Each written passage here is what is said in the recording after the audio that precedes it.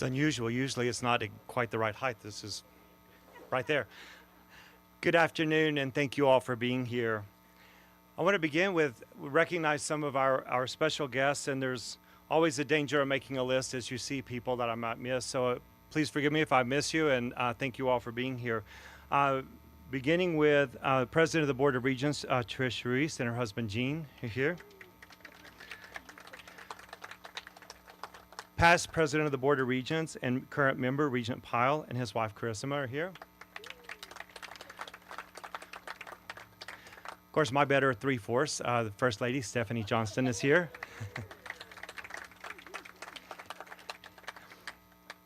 Three Presidents Emerita are here. Dr. Robert Matheny and his wife, Sandra. Dr. Steve Gamble is here. Dr. Patrice Caldwell is here. So, thank you. Some of ours, and also Director of KENW, Pilo Delgado. Oh, there's Pilo. Thank you for being here. Of course, the Provost and Vice President for Academic Affairs, Jamie Lorenz. Back. Thank you. Mayor of Portales, Mike Miller, and his wife, Julie.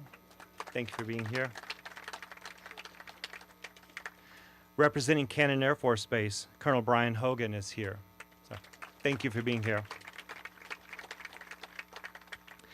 Some of the family of Mr. Duane Ryan, Tamara Ryan Pollock and her husband, Steve. Marla Chrisman and husband, Brad. We have John Ryan and Shan. They're there. Sorry. David Ryan and Donna here. And Mike Ryan and Rebecca. So, thank you.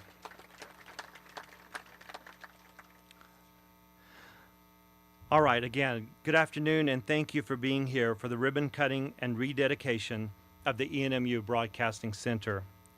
It is my honor to be here to recognize a man who I knew only briefly, but to stand among family, friends, and colleagues that represent his life's love and work. I feel included in his legacy. In general, honorific namings are rare at KENW, and it is the highest honor the system can bestow upon an individual. Requests first are considered by a committee, then a recommendation is made to the Chancellor.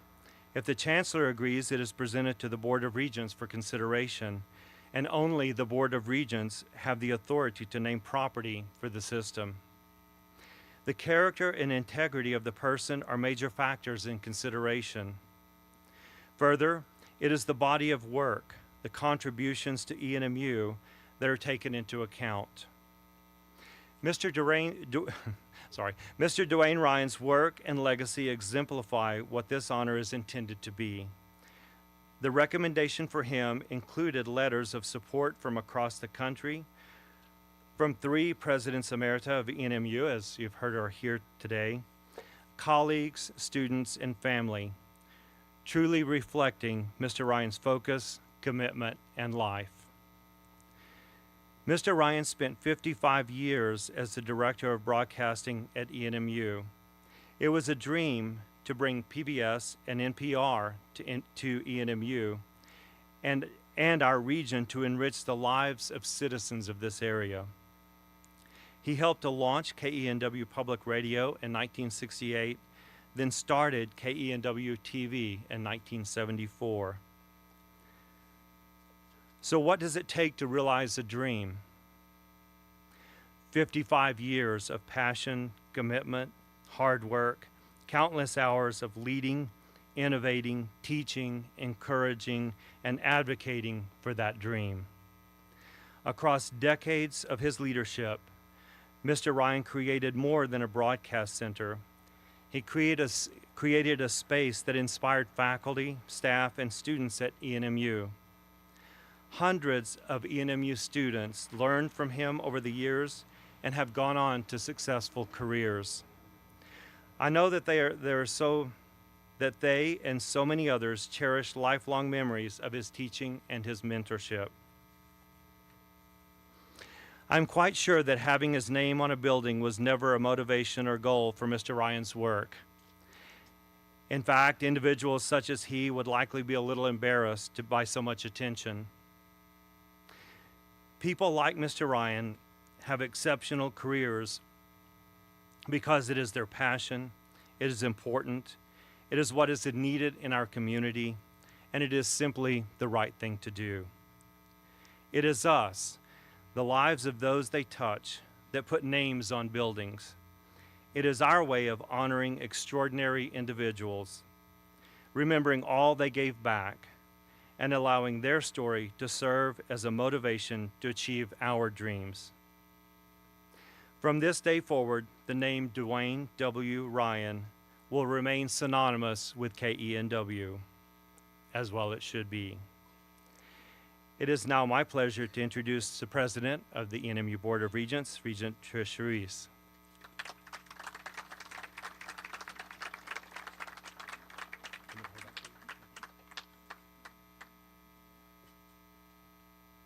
Hello. Good afternoon and welcome to our renaming, dedication, and celebration of our ENMU KENW Broadcasting Center as we honor Mr. Duane Ryan. And before I begin to tell you some of his many accomplishments, I want to start by reading a quote. Yes, in a previous life, I was an AP senior British Lit teacher, so I always do quotes, okay? But this one came to mind. I had visited with Mr. Ryan, and this is just, it sums it up for me. It says, do all things with love, passion, and dedication. And to me, that sums up who Duane was, because everything he did with love, with passion, dedication, and commitment to the betterment of our students, our campus, our staff, and our communities. And so I am so excited to be here as we honor his name and his family, his beautiful, lovely family and friends.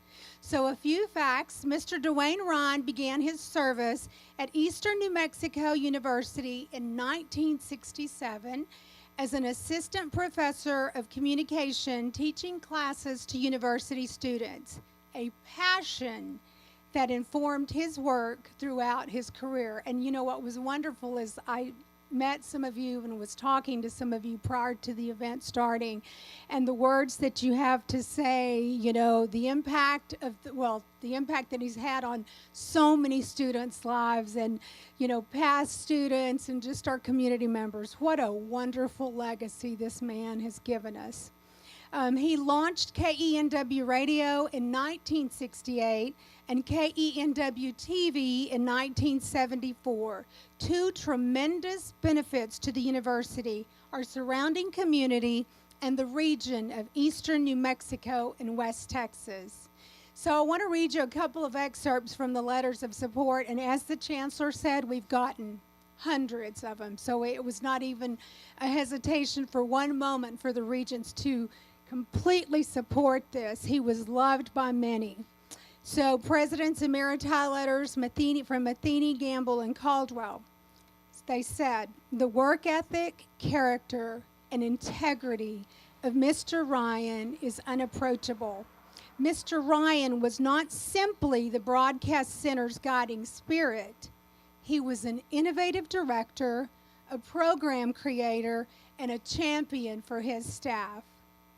Another letter, a quote from a letter from Mr. Ernest Sanchez, attorney at law, and I think I saw him here somewhere. Mr. Ryan was an extraordinary, industrious, thoughtful, talented, humble, and ethical man.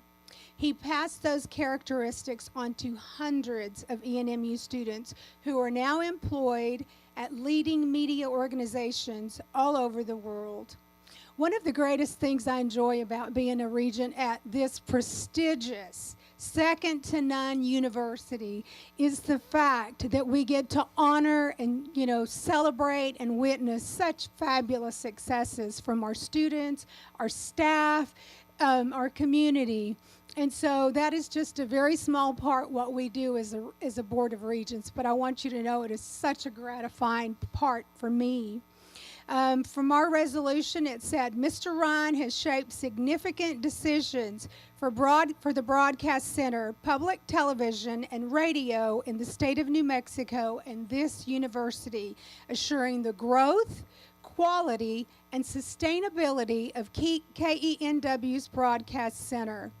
And so it gives me great pride to honor Mr. Duane Ryan, his family, and celebrate his legacy, and to urge us all as ENMU Greyhounds, as ENMU Familia, to continue the path that Mr. Brown set before us, and to do all things with love, passion, and dedication. Thank you. And it is now my honor to introduce Mr. Bob's Goldsboro, ENMU alumni with KENW Broadcast. Thank you, Trish. I am not as tall as Dr. Johnston is.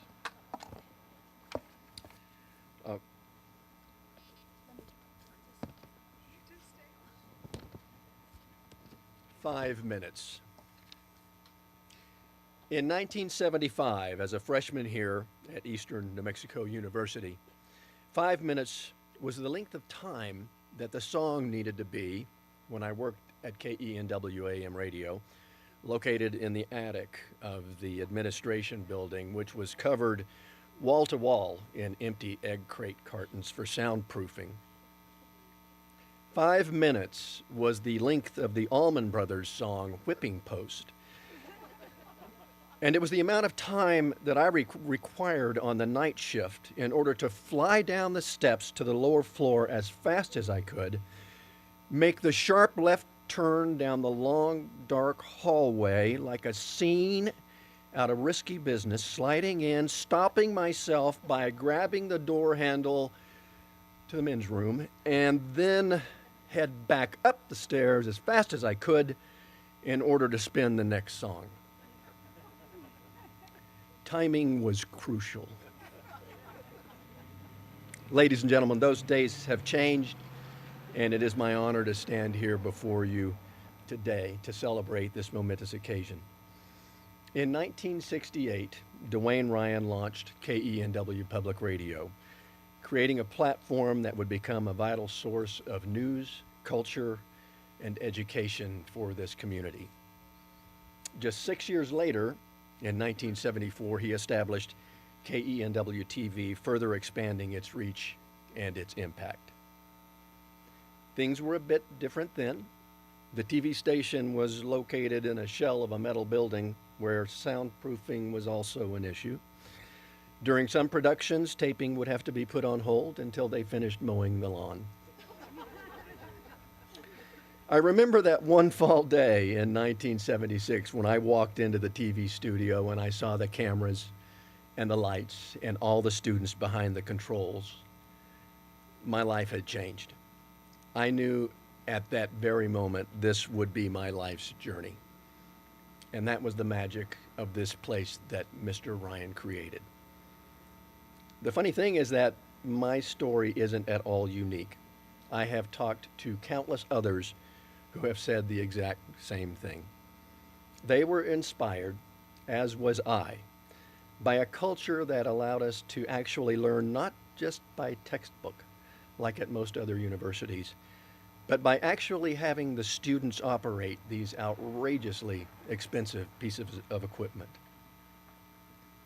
Who else, other than Mr. Ryan, would have the courage to trust a 20-year-old student drive 4 hours north in a $350,000 KENW production van, most likely not obeying the speed limit, that was outfitted with state-of-the-art technology to record a show called Report from Santa Fe with the late, great Ernie Mills?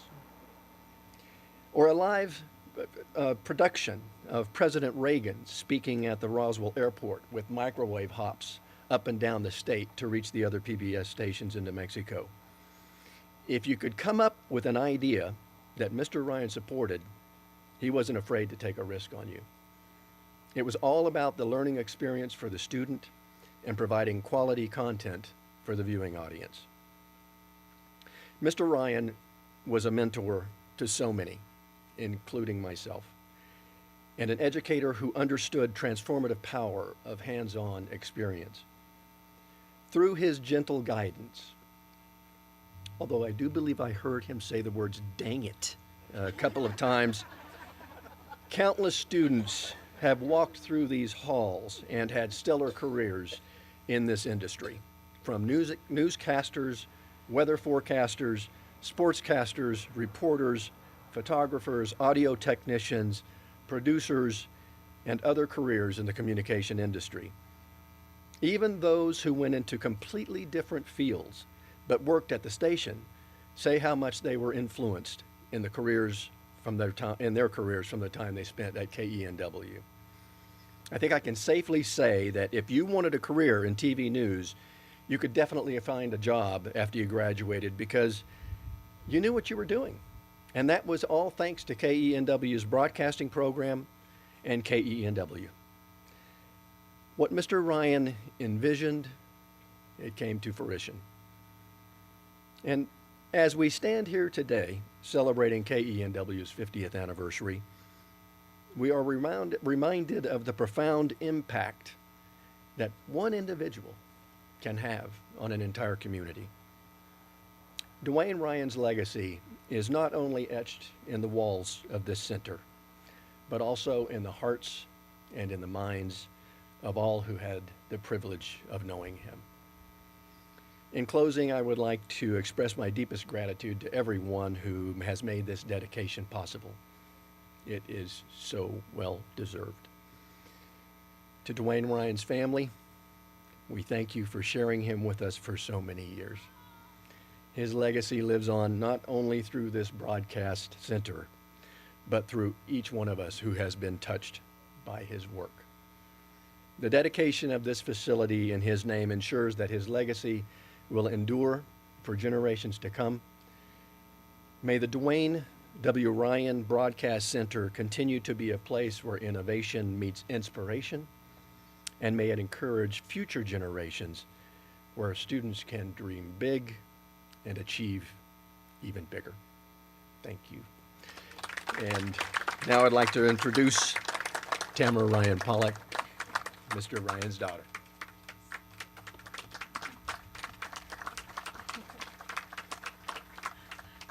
Thanks, Bob. I'm afraid some of the children have become a little saltier than dang it.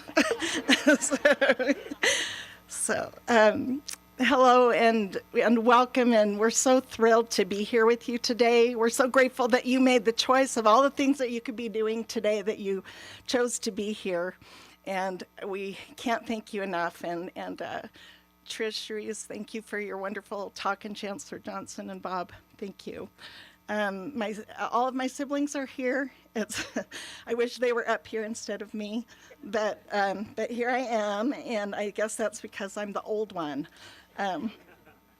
Anyway, we have lots of the grandchildren here today from Marla's family, and even great-grandchildren. And we know that many of you have traveled long distances to be here, so thank you.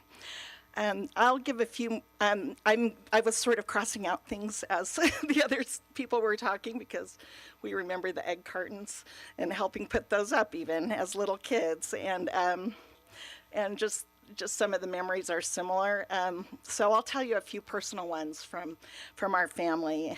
My brother Mike told me that one of his earliest memories was of that old metal building that's just across the street here, the old one. And we would come visit Dad when we could, and we knew we could always score a soda. Back then they were in bottles, and my favorite was Delaware Punch. Anybody remember that one? Back in the day. Any favorites? Call it out. Delaware Punch. Delaware Punch. All right. Orange Crush, I know, or root beer. But Mike's more important impression was the layout of the desks and the way the offices were arranged. It was an open floor plan, and there were just partitions, no fancy corner offices, just equal shared working spaces divided by partitions. And this signaled a down-to-earth culture of collaboration among peers and not a hierarchy of who's important. Dad's desk was distinctive, though, in that it was hard to find under the mounds of paper and tools. But he also had family photos there and little gifts we had made him. And I think when we came to visit him there, it felt like home. So I'm told that that culture of collaboration is continuing and exists today. And because of KENW team, engineers, technicians, producers, administrators, students, all coming together to create this magic enriching of the mind, it's really built our community here and strengthened it in eastern New Mexico and West Texas. The wider world could come to us through PBS programs of science, art, politics, and our own community could shine through local programming such as the Creative Living, which was on the air for decades with Cheryl Borden, who is here today. And I understand it was creating new content through February of 21, so very recent. Sports Look was on the air for at least 25 years with Dallin Sanders. Dallin's daughter Penny and her wife Carol are here today from their home in Portugal. So and Penny and I graduated from high school the same year and have been friends since third grade. So it's very special to have them here. Cultura began in 1982, and Richard Rivera is here. And Cultura is a program that still continues. A report from Santa Fe, going strong. Lorene is here today, Lorene Mills. And so we thank you all for being here and for all these decades of amazing local programming especially. Most PBS stations, when PBS started in the late 60s, were affiliated through universities. But as time wore on, the stations typically started breaking away from the universities and doing what they thought their energies might be better put to use elsewhere, or they deemed it more important. And that includes Seattle's PBS station, KCTS. I don't work there now, but I worked there for a while, and I started right after their break from the University of Washington, and I remember feeling disappointed that it wasn't with the university. So I have always been most proud that KENW is part of ENMU, and that the students have this incredible opportunity to have immersive, hands-on experiences. As Bob mentioned, I believe it's the very best way to learn and launch their careers. The students were supremely important to Dad, and they knew that.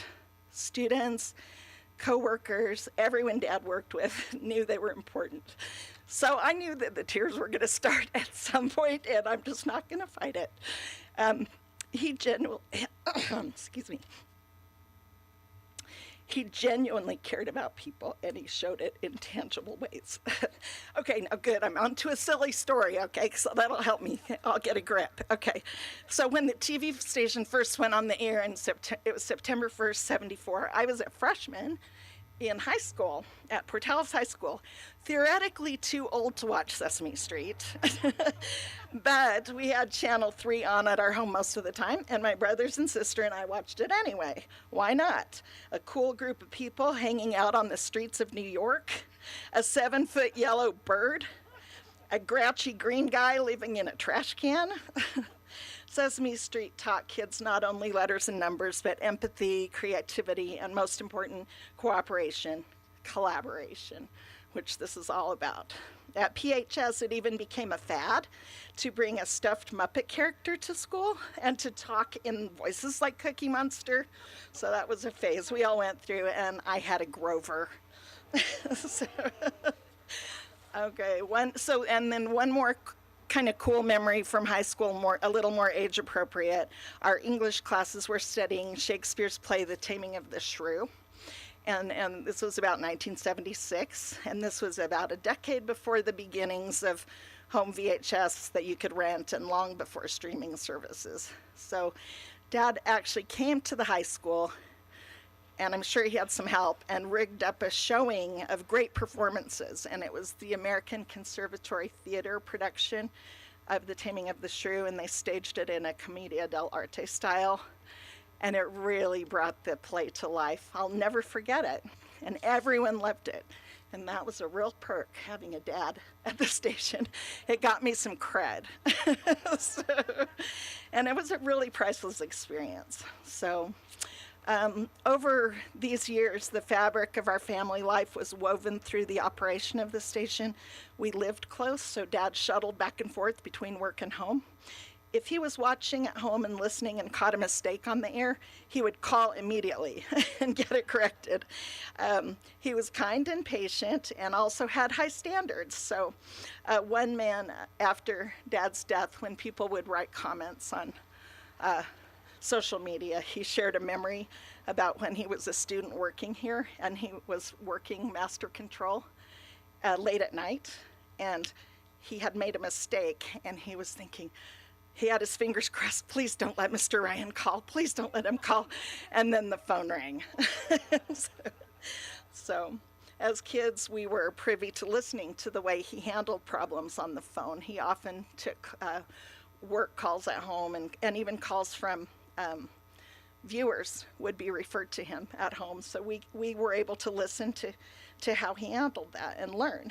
And during holidays and school breaks, Dad often filled in doing some of the student jobs, sometimes even so that they could travel home to spend time with their families. So I could go on and on, but I'm also going to stick with 5 to 8 minutes. So we'll just go through the decades. And this is a memory from my sister Marla. And it was, Dad was probably getting sick at the time, but didn't know it, and starting to get a little more tired, still working full time, almost 90. He came home, my sister was there, and at home at the time, helping care for our mom.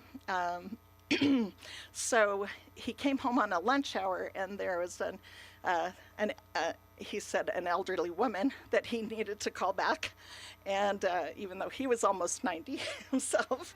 So he spent his lunch hour on the phone, walking her through step by step, setting up her Roku. And he was very, very patient, just, backtracking, going step by step till they finally got it working. And then Marla was saying, protective of him. And she said, Dad, you should have been resting. Now you're going back to work. You didn't need to do that. And he said, oh, Marla, I'll be fine. This might be the only thing that brings her joy.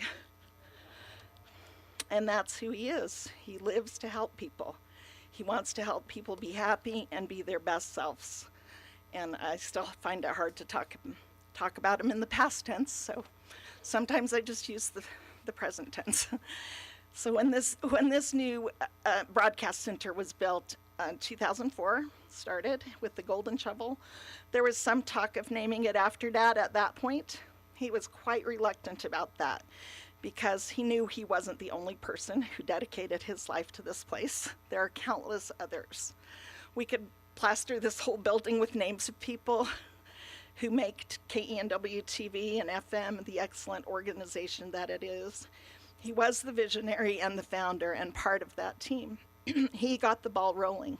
So as the new building took shape and talk of naming the building after him continued, his response was, not now. Maybe after I'm dead, if you want to. And he said exactly the same thing when we wanted to clean out the garage. So now both of these things have happened.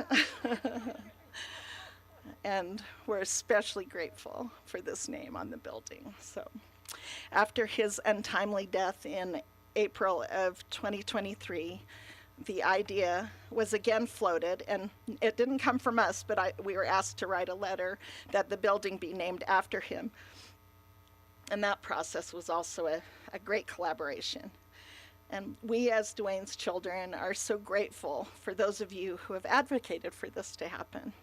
And if I start naming names, I will leave someone out. So you know who you are, and we appreciate you so much. And we want to wholeheartedly thank the Board of Regents that they approved this proposal. Dad was only on hospice for one week before he passed away, and it was a surprise to all of us because he had been working pretty nonstop all the way up to the end.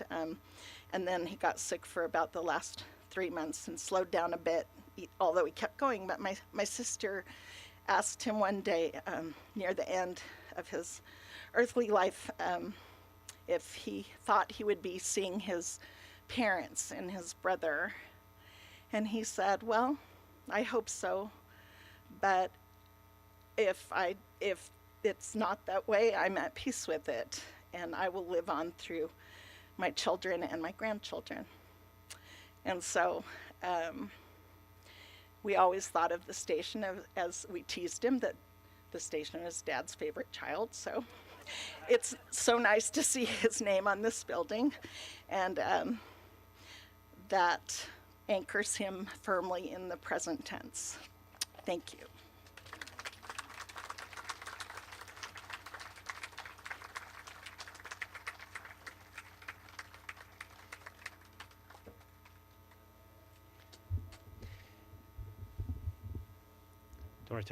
Thank you all again so much. I think this, if you know, standing from here and seeing the people gathered here today and how far and wide it traveled, that's the legacy, that the lives they touch, and Tamara's just living on through your family, through the friends, through all the lives you've touched, and having the name, that's, as I said earlier, that's for us. It's to remember him as a part of the fabric of Eastern New Mexico University. So again, thank you all for gathering. We want to do a ceremonial ribbon cutting, and Noel, would you mind kind of gathering the people we need? Certainly Mr. Ryan's family, the regents, the presidents, past presidents here. If you will come forward, we'll stage up here up in front a ceremonial ribbon cutting. Then there'll be tours and open house in the building itself. So if you will gather here, if you'll give us just a moment, and we'll do the ribbon cutting. So thank you.